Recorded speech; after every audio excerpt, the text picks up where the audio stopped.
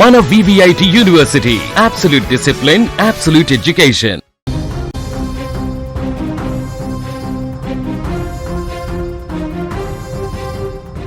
తెలుగు రాష్ట్రాల వాతావరణం ఇప్పుడు ఊహించని మలుపు తిరిగింది. నిప్పులు చెరిగే ఎండలు ఒకవైపు, ఉరుముల మెరుపులతో కూడిన అకాల వర్షాలు మరోవైపు ప్రజలను ఉక్కిరిబిక్కిరి చేస్తున్నాయి. సాధారణం కంటే ఎక్కువ ఉష్ణోగ్రతలు నమోదవుతుండటంతో జనం విలవిల్లాడుతున్నారు. భారత వాతావరణ శాఖ విడుదల చేసిన తాజా నివేదిక ప్రకారం నేడు మంగళవారం మే 26న పరిస్థితి మరింత తీవ్రంగా ఉండే అవకాశం ఉంది. ఎండల తీవ్రత పెరగడంతో పాటు సాయంత్రం వేళ బలమైన ఈదురుగాలులతో కూడిన వర్షాలు కురిసే ప్రమాదం పొంచి ఉంది.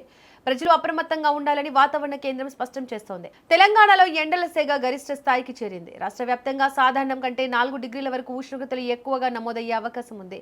జయశంకర్, భూపాలపల్లి, ములుగు, భద్రాద్రి కొత్తగూడెం, ఖమ్మం, కొమురం భీం, ఆసిఫాబాద్, మంచిర్యాల, కరీంనగర్, పెద్దపల్లి, నల్గొండ, సూర్యాపేట, మహబూబాబాద్, వరంగల్, హన్మకొండ, జగిత్యాల, రాజన్న సిరిసిల్ల, జనగామ జిల్లాల్లో తీవ్రమైన వడగాల్పులు వీస్తాయని వాతావరణ శాఖ హెచ్చరిస్తోంది. ఈ జిల్లాలకు ఇప్పటికే అధికారులు ఆరెంజ్, ఎల్లో అలర్ట్లను జారీ చేశారు. ఉత్తర, తూర్పు తెలంగాణ జిల్లాలో ఉష్ణోగ్రతలు 44 డిగ్రీల వరకు చేరుకునే సూచనలు ఉన్నాయి.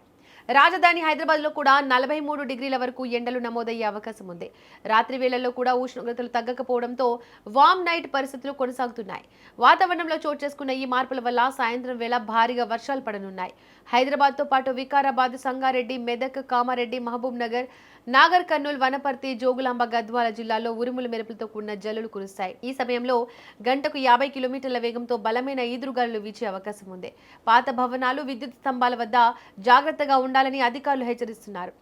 ఆంధ్రప్రదేశ్ పరిస్థితి కూడా ఏమాత్రం భిన్నంగా లేదు. ఎండలతో పాటు గాలిలో తేమ ఎక్కువగా ఉండడం వల్ల ప్రజలు తీవ్రమైన ఉక్కపోతకు గురవుతున్నారు. రాయలసీమ, ఉత్తర కోస్తా జిల్లాలో ఎండ ప్రభావం ఎక్కువగా ఉంటుంది. కర్నూలు, నంద్యాల, వైఎస్ఆర్, కడప, అనంతపురం, శ్రీ సత్యసాయి జిల్లాలో 43 డిగ్రీల వరకు ఉష్ణోగ్రతలు నమోదవుతున్నాయి.